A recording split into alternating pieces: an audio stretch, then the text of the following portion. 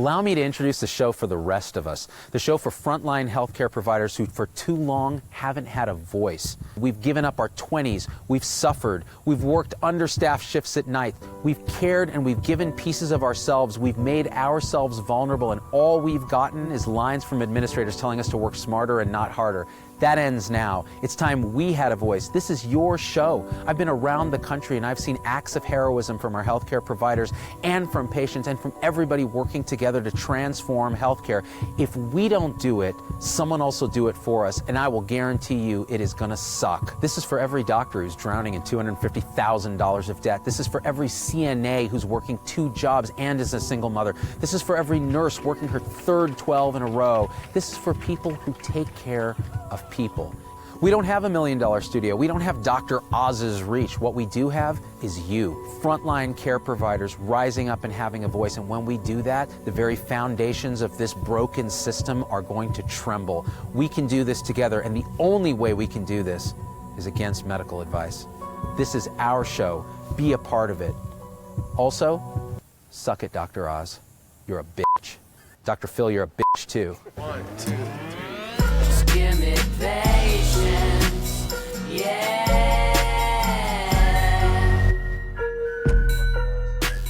Yeah.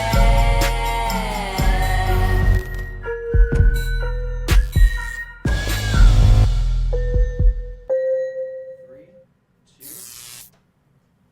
Oh, no, we didn't. We have a show, Z-Back. Welcome, welcome, welcome. This is the inaugural maiden voyage of the SS Against Medical Advice, the show for the rest of us, the show for us on the front lines of healthcare.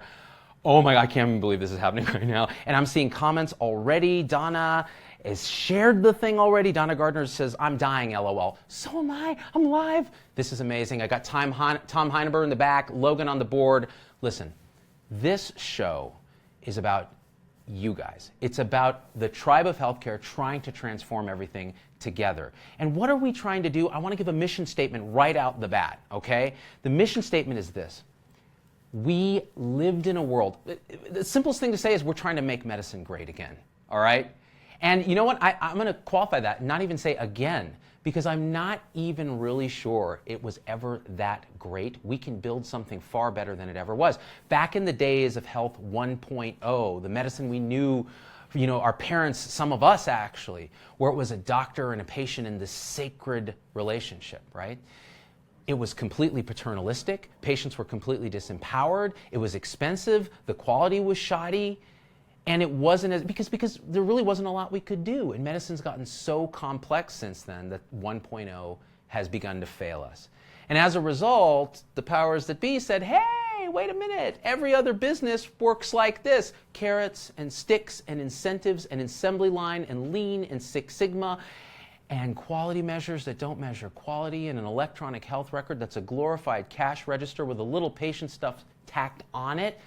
That is the world of Health 2.0.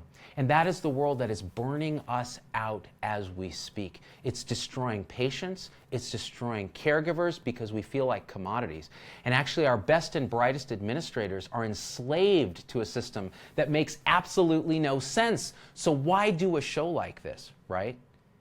Because we're trying to build Health 3.0. And we need a voice. For too long in Health 1.0 and 2.0, we, the frontline medical professionals, have had no voice. No one listens to us. For 10 years at Stanford, I felt like I had no voice and no ability to actually impact change in the system. And so as a result, what do? We play along with the rules of this broken matrix of 2.0. We feel disempowered. We give up. This is the show where we realize we actually have a voice. We have power. We don't need to give up. In fact, it's on us to fix this, because if we don't, someone else is going to do it. And like I said in the trailer, it will suck. All right? Now, that all being said, I got to say this. 1.0 and 2.0 both had beauty in them and shadow in them. 3.0 is going to transcend both of them, take that shadow and shine a light on it. and take the beauty and enhance it. And what actually emerges from that is bigger than the sum of its parts. It's repersonalized medicine, where we get to spend time with our patients again. It's team-based medicine, where we actually work to support each other so all of us can operate at the top of our licenses, like heaven forbid, right?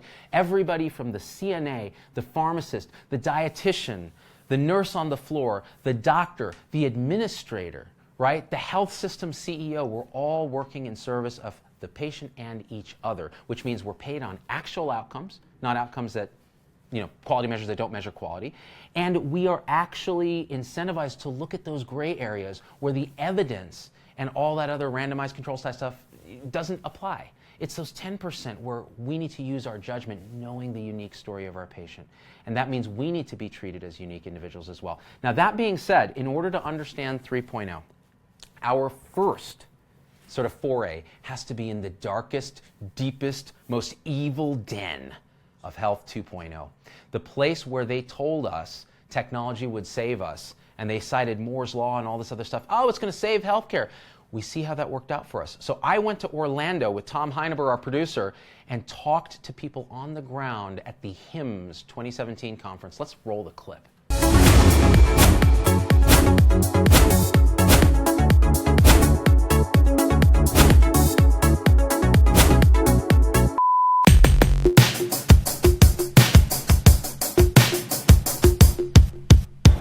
Oh my God.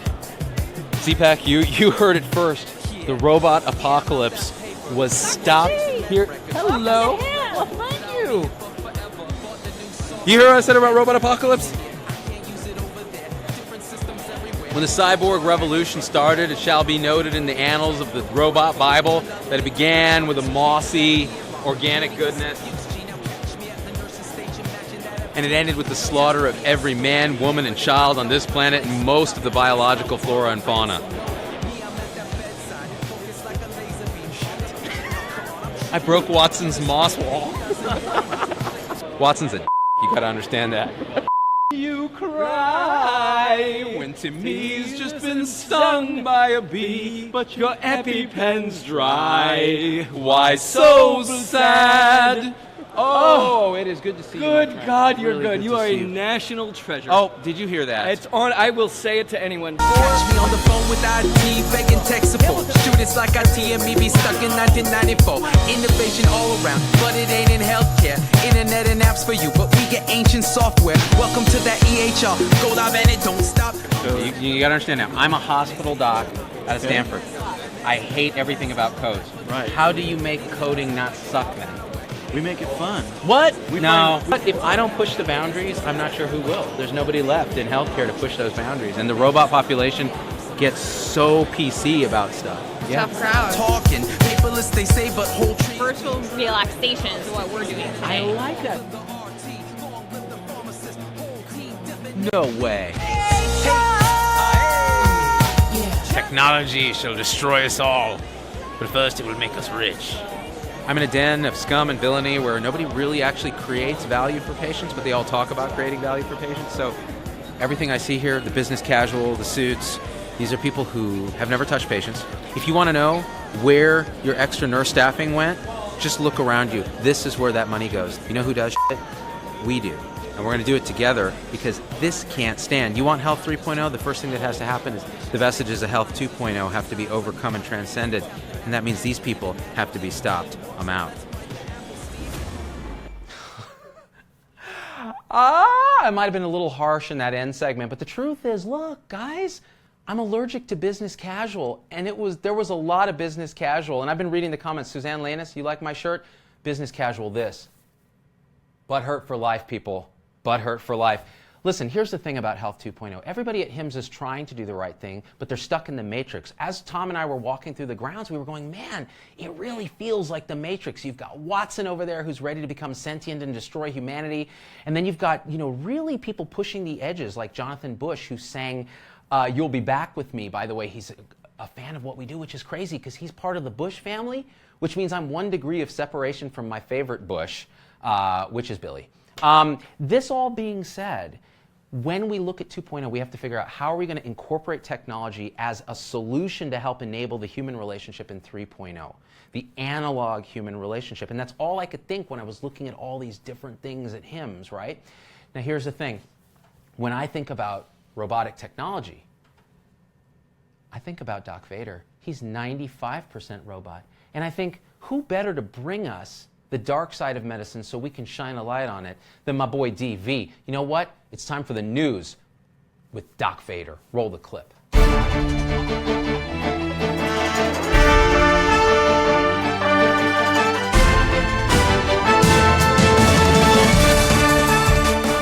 All right, it turns out, latest news, tanning costs the American healthcare system $343 million a year. That's almost $20 billion. Why? Why? Because of skin cancer. Because a whole ton of children go in, they're like, you may fire when ready. And the guy goes, and they're just, and I will tell you, when I was an angry lad back on Mustafar, I wanted to have that perfectly tanned physique because I looked at Obi-Wan and I'm like, he's so pale. I don't trust pale people. They're scary, small hands, and they smell like cabbage. Unfortunately, I was burned over 95% of my body, and now, as you can see, I am a melanoma. And now in news from the New England Journal of it turns out studies that are reported in the news, scientific studies, are more likely to be overturned. Oh, really? You mean coffee causes hair growth on your back while causing you to live forever is likely to be overturned? Really? I get that in my alternative facts machine every single day. Look, I'll be honest with you, as a scientist, I just read the headline and I'm like, wine makes you live forever. And I'm like, bro, I knew it. I knew it. If it comes in a box, it likely rocks. It has been revealed by Bothan spies that President Trump, the first Dark Lord of the Sith to attain the presidency, I may say, next to Obama, Clinton, Bush, Reagan, not Ford, he was a good guy. He was pretty light side and incredibly boring. It turns out President Trump has been taking Propecia to maintain his beautiful orange locks.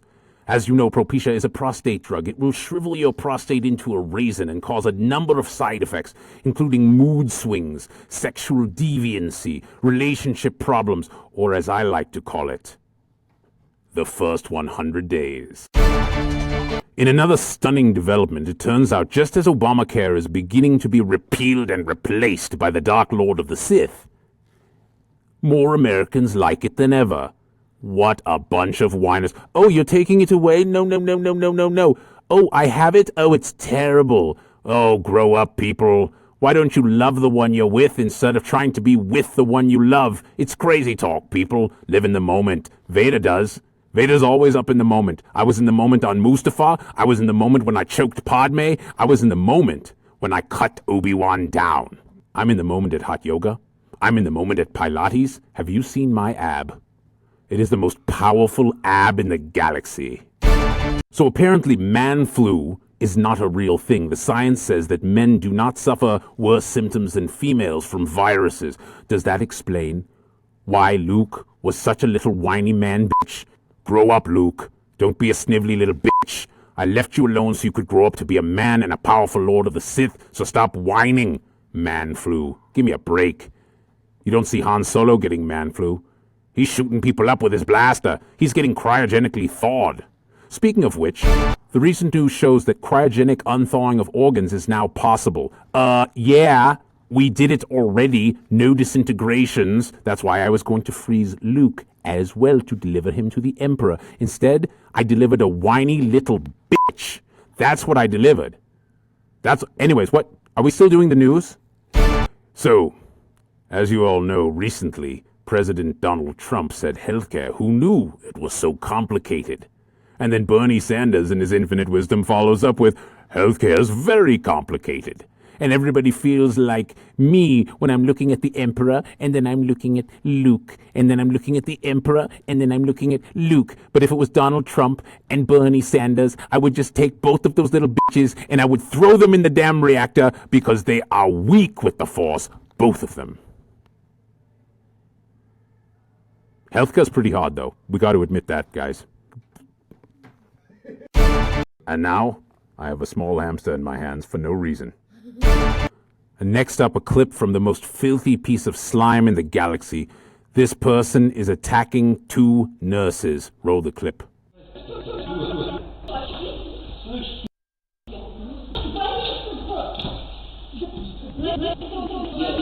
Okay, I'm just gonna f***ing kill that guy. Do you understand me? Where's my lightsaber? I will cut him in 25,000 pieces and throw his filthy, useless remains throughout the galaxy. You never raise your hand against a nurse or a healthcare worker. They are there to care for you. Yeah, I guess I shouldn't talk because I did kind of choke Padme. But she wasn't a nurse. And she didn't tell me she was having twins because she didn't get any prenatal care. It's a long story. Stop judging me. You don't know me. You don't know me. Back to you, Z-Dog.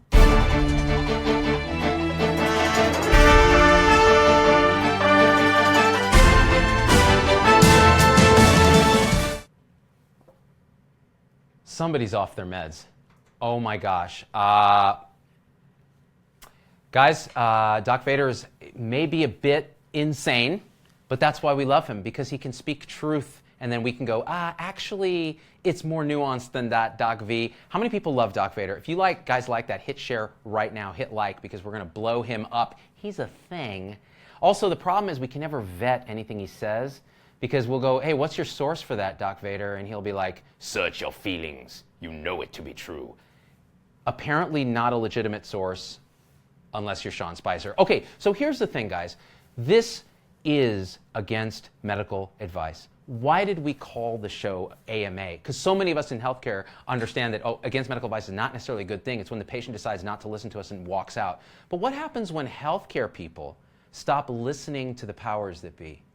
When the advice that's given to us has been BS for so long that it's time we all stood up and said, no, we know what is right. We know how to build a better system. We understand what's important, right? Well, then we're going against medical advice when the medical advice is the system that is broken. And here's the thing, guys. The reason we started to do this show is that so many of us feel voiceless. Now's our chance to have a voice. We can go out. My mission is not just to use Doc Vader to point out the dark side and to complain and to whine and to go, oh, I wish they'd stop calling us providers. It's so demeaning. Hey, quit whining. Kill the butthurt. Kill the butthurt, okay? The reason I'm doing this show is so that we can go out on the street and find actual bright spots, people who are making it better, whether they're administrators, doctors, nurses, pharmacists, patients, and we're going to tell their stories. We're going to give them and you a voice. That is against medical advice. That's why I need you to help me, because you are part of the tribe that is going to be this show. There is nothing else in healthcare, nothing that looks anything like this. Would Dr. Oz do this? Heck no. Is Dr. Phil even a doctor? I don't think so. Talk about a provider. Am I right, Heineberg? That guy's a provider. Definite provider, Dr. Phil, okay? I'm not sure what he provides. Now, here's the thing, though. Now we have a voice, we have a platform to include you in this. So this is what I need you to do, okay? Number one, I need you to hit share. Every single episode, I need you to hit share. It's going to be 4 p.m. Sundays, 7 Eastern, 4 Pacific, 6 Central, and something Mountain. And I want you to hit like, because that bumps us up in the Facebook algorithms. I want you to tell a friend or coworker and be like, listen to me. This is the best thing that's ever happened to medicine, and you need to share its stat. And then I need you to give us feedback. There's been a lot of comments. You suck, Z-Dog.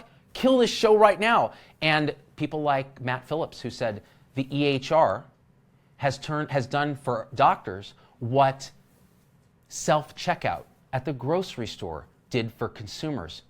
Makes you work harder for the same outcome. It's comments like that, people's voices. Matt is a physician on the front lines.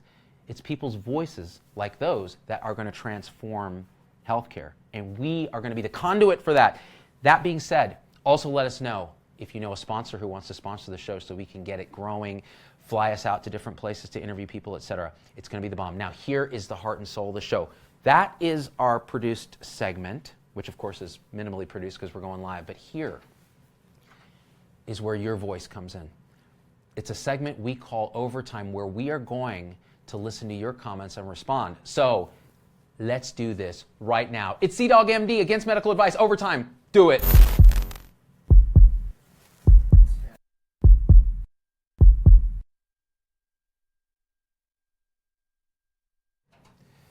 What's up, snitches? I'm back. All right, we're going to read your comments live on the air. I'm going to see what's going on here. Oh my gosh, there are so many comments. Where to even begin? 1,100 viewers still. Heineber's on the manual cam. Let's do this. Dr. Phil provides a venue for drama and ratings, says Laura Rogers. And we need that. We need that. But we need this more. Not me. We need you. We need your voice. What do we got? Big medicine caused my doctor to sell his business, which then was sold to an even bigger hospital, and now he retires because he ain't playing by their rules, says El Ladron. Here's the thing about big medicine. It is the world of 2.0. It's consolidating practices under big health systems. Now listen to me. I'm going to be very precise here. I'm not against big systems.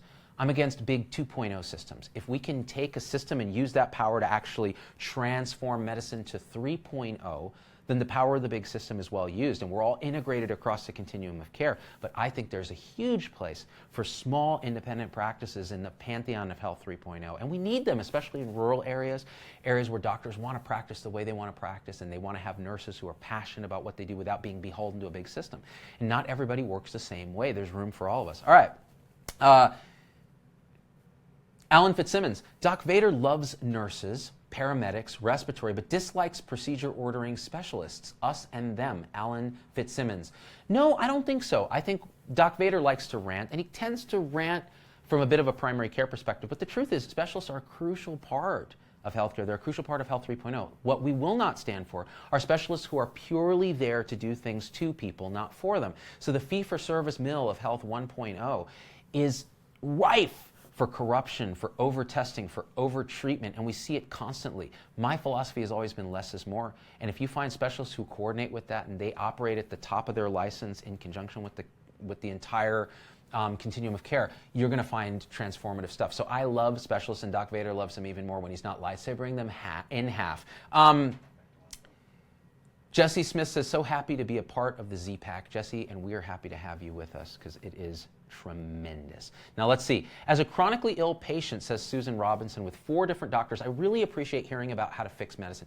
So the patient voice is one that, you talk about being voiceless as a caregiver, try being a patient. Try going into a hospital. One of the things we're going to try to do is follow a patient through their experience at a hospital. Imagine what that's going to be like, right?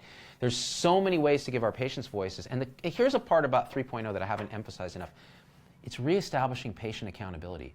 People with chronic diseases that are unusual or rare, they know that they have to take charge of their care because no one else is going to do it for them, because no one else understands what they're going through. They form support groups online, they learn from each other, and they take control, and they use their physicians and their nurses and their respiratory therapists and their dietitians as resources. They use their pharmacists as shepherds. That's the correct thing. It's a team where the patient and the caregivers are in alignment. It's not like this. One isn't higher than the other. They're both in service of getting better, and that means accountability for patients. If we ignore that patients have to be accountable, we are going to fail in building 3.0. Let's read some more comments. I'm looking forward to seeing you at the American Association of Physician Assistants conference in Las Vegas, says Lori Butler. Dude, that's going to be awesome because my PAs, I still want to do the video Magnum PA, where it's just like me dressed as like in a PA, like scrubs, but with a thing and a Detroit hat. And just dun dun dun dun dun dun dun dun dun dun dun, bum bum bum bum bum, and he's like holding up a patient and getting ready to do a rectal exam instead of on the beach with the. Okay, some things are just better left unmade. More comments. Ooh, hello, camera one. I like you. Big systems are too big to be innovators in 3.0. It's going to have to come from smaller systems. Dandy Hendrick. So, Dandy, this is a valid comment because when I was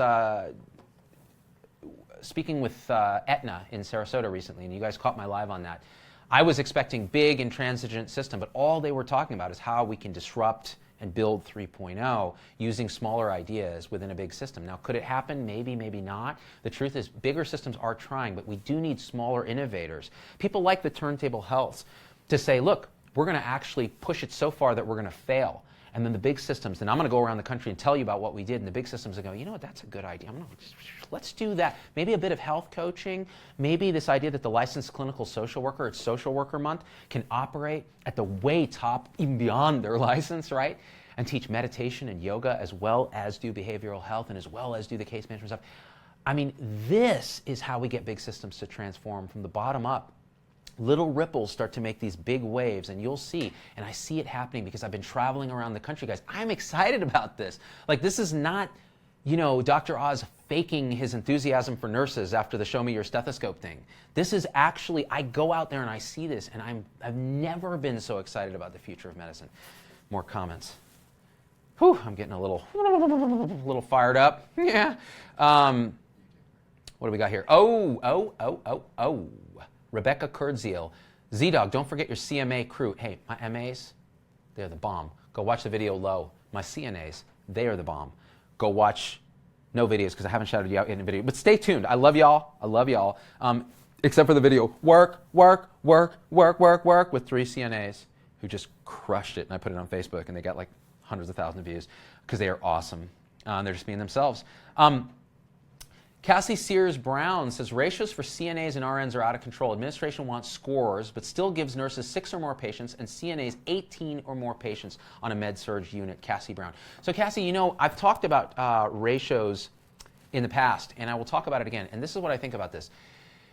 If we make a situation where it's unsafe, where patient care actually suffers, then what is the point of saving the money? It only works in 2.0. It's not going to work in a system where you're paid to actually do the right thing for patients, where actual outcomes matter. Do you think that understaffing nurses is going to work when your actual outcomes are being measured? Actual outcomes, right? Not quality measures that don't measure quality. So we're going to find that people are going to realize that nurses are the driving engine and the heart and soul of this thing. And if we break them, like we're breaking doctors, like we're breaking nurses, like we're breaking CNAs, like we're breaking anyone who works in a skilled facility, a long-term care, where the ratios are like 40-1, and these are people who are very vulnerable, right? These are patients like our mothers and our fathers. If you're my age, as they get older, you see them and you think about them in those situations and you go, I can't live with myself having my dad in a situation like that, right? We can fix that. We can. If across the continuum of care we're integrated, we're focused on actual outcomes, and we work together in a very 3.0 way that currently just doesn't exist. 1 or 2 more comments, and then we're going to wrap it up because I want this thing to be shared everywhere, or else. And next week we're going to be back snitches. What up, Z-Dog? I'm a hospitalist nurse practitioner. What role do you see for acute care nurse practitioners and PAs in 3.0?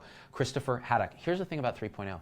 Nurse practitioners are ideal for it because everybody gets to practice at the top of their license in service of each other and the patient, which means that you can have a team where the nurse practitioner is offloading the overwhelmed doctor, and they're doing stuff that nurse practitioners are very, very, very good at doing. And you empower them to do that. And we stop playing this turf war, turf battle stuff. I can tell you, you know, one of the biggest enemies to change is doctors. I think actually doctors, and I get this, people keep pushing back on me sometimes. Well, you're calling us providers and you're doing this, and doctors. Listen, guys, we've been the problem. We've been part of the problem. Health 1.0 was a self-eating serpent that ate itself and destroyed healthcare because of the abuse and the failures of it, the failure to work in teams, the failure to use technology to leverage the human relationship, the failure to look at evidence and apply it to that specific patient uniquely. When you're incentivized in fee-for-service, people behave that way. They're going to churn through a volume mill. I see it in Vegas all the time. So nurse practitioners are going to be a crucial part of 3.0, and I got mad props. That's why I'm speaking at AAPA for the physician assistants. I think it's important that they are part of the 3.0 revolution. Let's do 2 more comments. All right, so make them good, guys. I'm going to scroll right to the bottom. You need to comment right now. Turf war for sure, Jesse Lopez. Okay, that's awesome, but I'm not going to comment. I'm not going to count that as one of the 2 comments. Etta Moorcroft, radiographer here. Love Doc Vader. Always put a smile on my face. Well, you know what, Etta? Radiographers are constantly messaging me, why don't you do a thing for us and this and that? And I just remind them my wife's a radiologist, Mrs. Dog.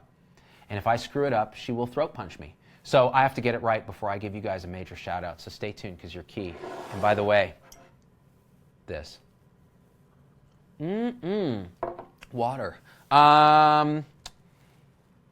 What do we got here? If outcome is how you get paid, the how how do we stop picking out only the best or the less sick? How do we cherry pick, not cherry pick? Says somebody whose comment has disappeared from my screen. Oh, John McLean. Yeah, so that's the problem with ACOs currently is it's very easy. You can go in and cherry pick the healthiest patients and then it looks good. The key thing is you have to have very sophisticated algorithms, maybe even artificial intelligence to say, no, this degree of sick patient has a risk factor that's here, and you risk adjust, and your payments are adjusted because the patient's already sick. In an ideal world where you focus on prevention and primary care, you can actually focus on preventing that, and there are ways to even measure, have you prevented an illness? And when we get to that point, you know we're going to get paid just to do the right thing. We're going to work tirelessly to figure out what that right thing is, and part of medical school and nursing school and pharmacy school is going to be training people in quality improvement, process improvement, quality science to get to those sort of positions. What do we got here? Here we go. The bedside nurse is going to become extinct or close if things don't change. Nisha Rosalind. Thanks for that comment. Address big pharma and high drug costs in the U.S. Danner Chambliss. Okay, that's going to be the last comment we take because it's a big one.